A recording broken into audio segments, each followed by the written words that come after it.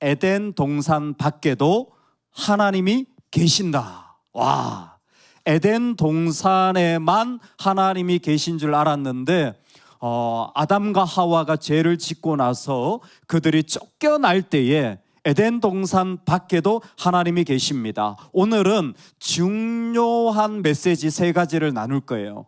오늘 중요한 메시지를 말씀 가운데서 우리 마음에 기억하면 좋겠습니다. 우리 첫 번째, 하나님을 믿는 일이, 우리 다 같이 한번 읽겠습니다. 시작. 하나님을 믿는 일이 우리의 생명길입니다. 우리의 생명길이 뭐라고요?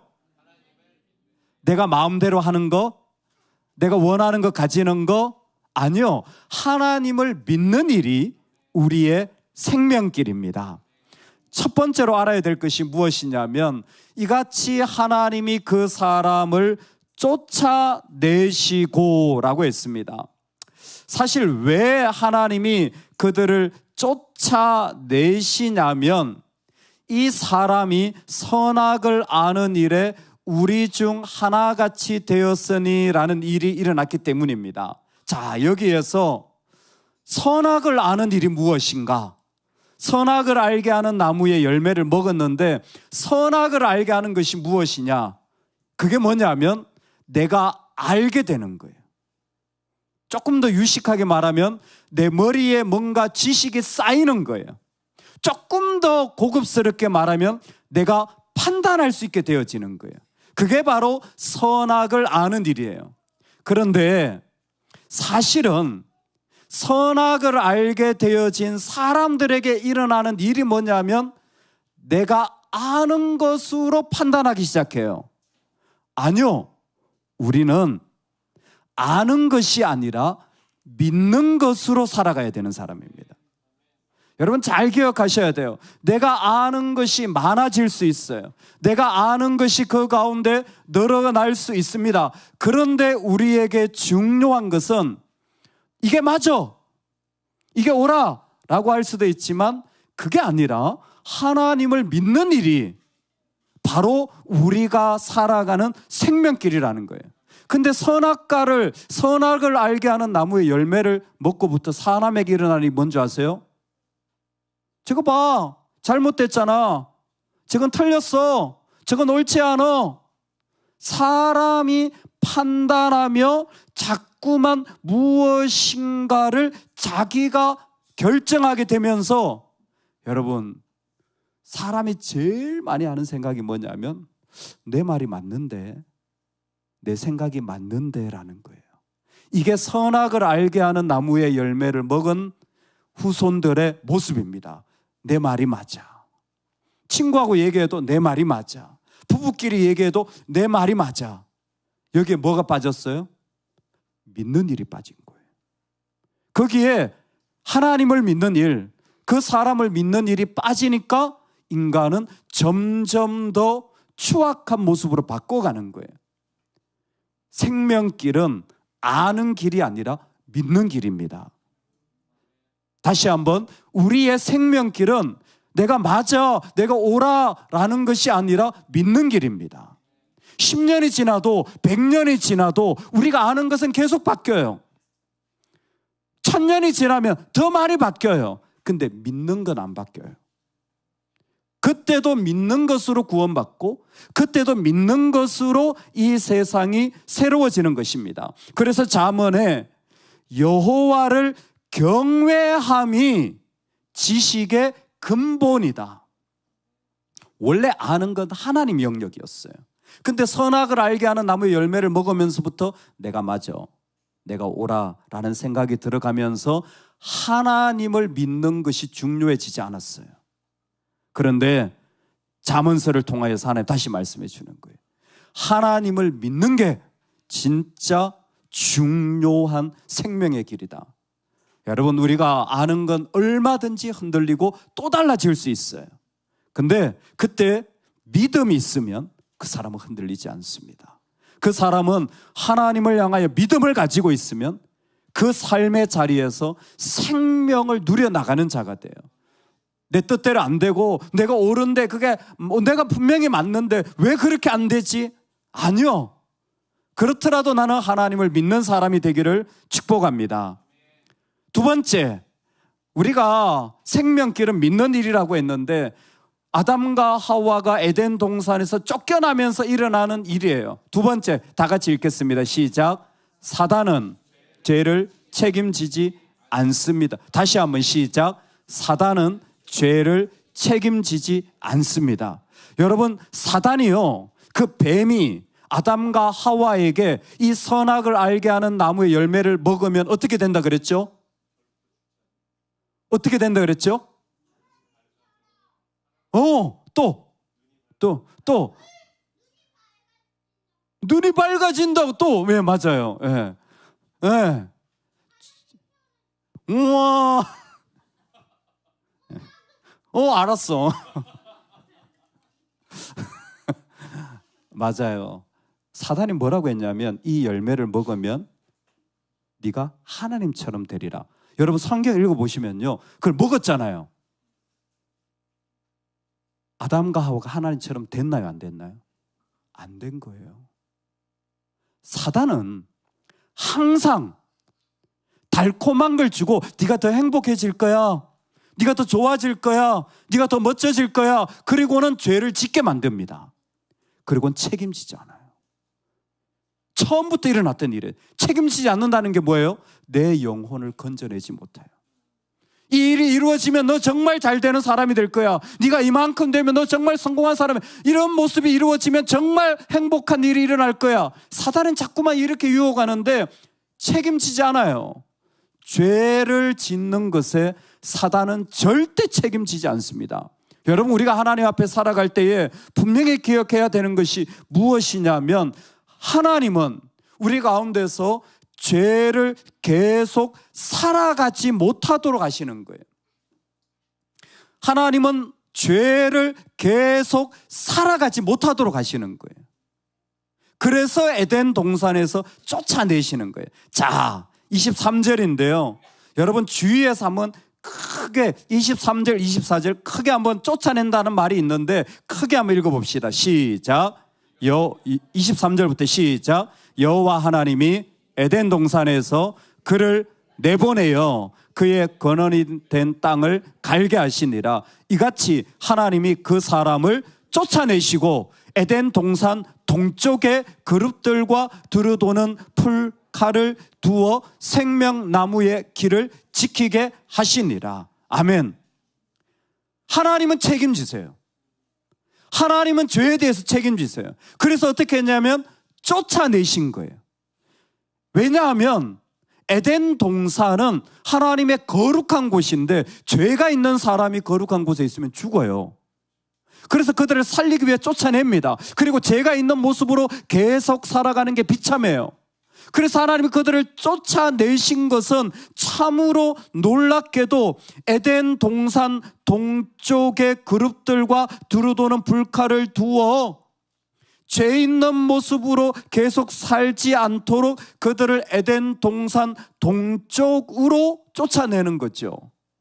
하나님과 거리가 멀어진 어떤 자리, 거룩에서 죄의 모습으로 살아갈 수 있는 기회를 그들에게 하나님이 주시는 거예요.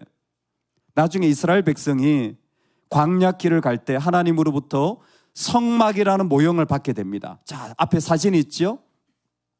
혹시 아실지 모르겠는데 이게 성막의 그림입니다. 저는 중학교 때 이거 배우고 너무너무 재밌었는데 목사님한테 성막 그림을 배우고 계도를 이렇게 하면서. 근데 이 성막에 보면 입구가 어디에 있어요? 동쪽이에요, 서쪽이에요? 잘 보셔야 돼요. 많은 분들이 모르세요.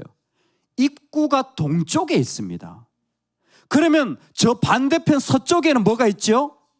지성소가 있는 거예요. 지성소는 어떤 곳이죠? 하나님이 임재하시는 곳이에요. 자, 이 성막의 모형의 중요한 게 무엇이냐면 입구는 동쪽에 있어요. 즉 하나님과 직접적으로 만나면 안 되는 거예요, 지성소는. 그래서 저 멀리 있는 거예요. 그들이 입구에서 들어오면 저기 불이 막 피어오르는데 저게 번제단이에요. 내 죄를 동물의 피로 대신 하나님 앞에 용서를 구하고 그 뒤에 있는 게 물두멍이에요. 손을 제사장들이 씻어서 정결하게 하는 곳이고, 그 안에 이렇게 작대기 같이 골드 바가 있는 그게 있잖아요. 거기가 성소예요. 그리고 그 안쪽이 지성소예요.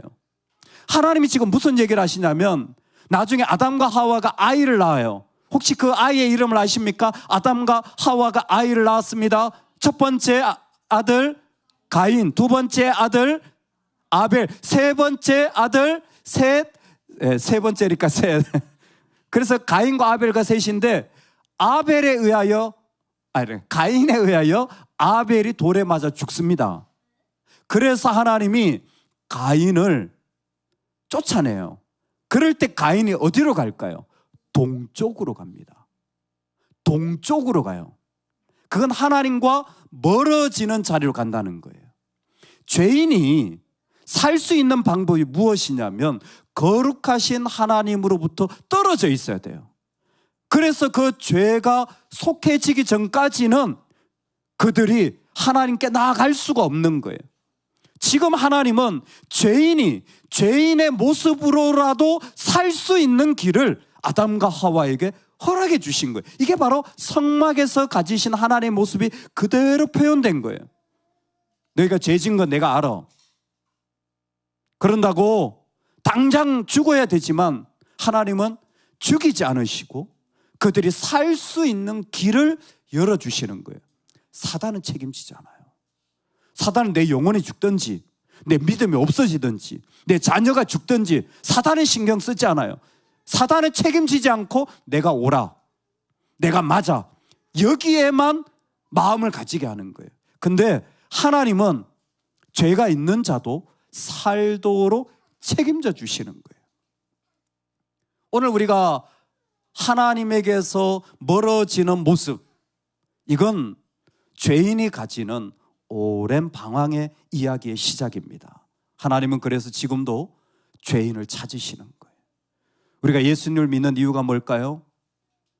우리의 죄가 예수님 안에서 용서함 받기를 원해요. 하나님에게서 멀어진 자들이 예수 그리스도로 하나님 앞에 돌아오기를 위해서, 예수 믿으면 천국도 가고요, 예수 믿으면요 하나님 복도 주시고요, 예수님 믿으면 많은 걸 주시지만 제일 중요한 건 예수님을 믿으면 내 죄가 용서함 받을 수 있어요. 그래야 멀어진 하나님과의 관계가 회복될 수 있거든요. 세 번째 가기 전에 우리 중요한 모습인데요, 한번 읽겠습니다. 시작. 죄 있는 모습으로 계속 살지 말라. 하나님이 우리에게 부탁하시는 거예요. 이제는 죄 있는 모습으로 계속 살지 마라. 우리한테 부탁하시죠. 그래서 24절에 에덴 동산 동쪽에 그룹들과 두루 도는 불칼을 두어 생명나무의 길을 지키게 하시니라. 에덴 동산을 하나님이 막으시고 거기에 그룹을 보내서 천사죠. 그리고 불칼로 거기를 막으시는 거예요. 뭐예요? 죄 있는 모습으로 영원히 살면 안 되니까, 죄 있는 모습으로 계속 살면 안 되니까 죄 있는 모습으로 살지 말라고 불칼을 두어서 하나님이 우리를 살려주시는 거예요. 세 번째, 에덴 동산을 추방한 이유, 먼저는 믿음으로 생명길을 가도록 하나님 부르셨습니다. 두 번째, 사단은 죄에 대한 책임을 지지 않아요. 그렇지만 하나님은 죄에 대해서 책임을 지십니다. 세 번째, 우리 다 같이 읽겠습니다. 시작. 무슨 일을 하든지 죽게 하듯 합니다. 아멘. 에덴 동산으로, 에덴 동쪽으로 쫓아낸 그 하나님의 모습에서 그들에게 말씀하신 게 무엇이냐면, 동산에서 그를 내보내어 그의 근원이 된 땅을 갈게 하시니라. 아멘. 아담의 근원, 아담이 원래 만들어진 자리, 그곳은 어딜까요? 에덴이죠. 조금 더 구체적이어야 됩니다. 아담의 만들어진 자리, 아담이 만들어진 근원은 어디일까요? 땅입니다. 땅. 아담이라는 말이 흙, 아다마에서 온 거예요. 흙이에요. 그러니까 아담으로 하여금 자신을 만든 재료인 그 근원 땅을 갈게 하는 거예요. 여기 내가 있는데 여기 내 모습이 또 있어. 여기 내 흙이 내 모습이야. 그것을 갈게 하는 거예요. 이것을 갈면서 아담은 뭘 기억하냐면 내가 이걸로 만들어졌는데, 내가 여기서 만들어졌는데, 에덴을 기억하는 거예요. 에덴이 어떤 곳이죠? 하나님을 예배했던 곳입니다. 하나님을 예배했던 자리예요. 그래서 사람이요, 살아가면서 제일 중요한 일이 두 가지가 있습니다. 하나는 예배하는 일이고 하나는 일하는 일입니다. 이 두 가지가 인간에겐, 인간이 하나님의 축복으로 살아가는 제일 중요한 두 가지가 되었어요. 뭐라고요? 예배하는 일, 두 번째는 일하는 일. 예배하는 게, 일하는 게 인간에게 대단히 중요해진 자리가 되어진 것입니다. 하나님이 우리를 부르시는 거예요. 뭐로? 예배하는 삶으로, 또 일하는 삶으로 하나님이 우리를 부르시는 거예요. 그래서 아담으로 하여금 그 땅을 아바드, 갈게 하시는 거예요. 예배하게 하시고 일하게 하시는 거예요. 이 두 가지를 통하여서 우리는 이 땅에서 하나님을 알게 돼요. 자, 여기에서 중요한 게 있어요. 여러분 일해 보셨어요? 여러분 공부해 보셨어요? 여러분 무엇인가 열심히 해 보셨어요? 그러면 저기 삽을 들고 있는 사람 있잖아요. 저 사람의 마음을 한 번쯤 느껴보셨을 거예요. 그게 뭐냐면 일을 해보면 내 한계가 느껴집니다. 내가 할 수 없는 일이 있다는 걸 알게 돼요. 운동을 해도 그렇고, 돈을 벌어봐도 그렇고, 사람을 만나도 그렇고, 공부를 해봐도 그렇고, 이건 내가 도저히 못하겠다, 내가 이건 도저히 안 되겠다, 이건 도저히 할 수 없다라는 자신의 한계가 느껴져요. 똑같은 일이 언제 일어났냐면 예배할 때, 정말 예배한 사람들은 자신의 한계, 자신의 죄된 모습이 드러나요. 정말 예배하는 사람들은 하나님을 만나서 그 안에 하나님을 향하여 자신의 모습이 드러나요. 여러분 일을 하든 예배하든 자신의 한계가 드러날 때가 어떤 순간이냐? 따라합시다. 하나님을 의지해야 되는 순간이다. 이때 다시 인간은 자기가 아는 일이 아니라 믿는 일로 돌아오는 거예요. 이게 우리를 살리는 하나의 방식이에요. 이 땅에 일을 하면요, 내 몸으로 일하잖아요. 너무 힘들어. 그리고 할 수 없는 일이 너무 많아요. 근데 예배를 드리다 보면 똑같은 느낌이 있어. 내가 죄인이구나, 내가 할 수 없는 존재구나라는 걸 느껴요. 그때 우리는 뭐 해야 돼요? 내가 무능하다가 아니에요. 하나님을 의지하며 살아가는 거예요. 그게 에덴의 삶을 회복하는 거예요. 그때 내가 이걸 다 바꿔야 돼, 내가 이만큼 다시 능력을 키워야 돼, 그것도 좋아요. 그렇지만 우리 모두는 언젠가 한계를 느끼고, 생명의 한계를 느끼고, 육체의 한계를 느껴요. 그럴 때마다 뭐 해야 돼요? 포기하지 말고 주님을 의지하며 사는 거예요. 그게 땅을 갈게 하시는 목적이에요. 열심히 해서 돈을 많이 벌어라, 성공해라, 이게 아니라 그 일을 함으로 하나님을 기억하고 하나님을 의지하고 믿는 삶으로 돌이켜지는 거예요. 이 땅을 살다 보면 참 많은 일을 겪지만 그 사람이 오늘 이 말씀을 들을 때 기억나는 거예요. 나는 하나님을 믿으며 살아가야 되는 사람이야. 나는 하나님을 의지하며 살아가야 되는 사람이야. 내 자신을 다시 깨우는 거죠. 오늘 말씀의 세 가지입니다. 우리 같이 한번 1번 읽어보겠습니다. 시작. 하나님을 믿는 일이 우리의 생명길입니다. 여러분 선악을 알게 하는 나무의 열매를 먹은 후손들은 하나같이 내가 알아 라는 것에 계속 붙잡히기 쉬워요. 믿는 것이 우습게 여겨지기도 합니다. 아니에요. 우리의 생명길은 믿는 길입니다. 우리의 생명길은 믿는 길입니다. 두 번째, 사단은 죄를 책임지지 않습니다. 다 같이 읽겠습니다. 시작. 사단은 죄를 책임지지 않습니다. 여러분, 달콤한 유혹, 이 땅에 있는 죄의 유혹은 내 인생을 책임져 주지 않아요. 오히려 파괴시킵니다.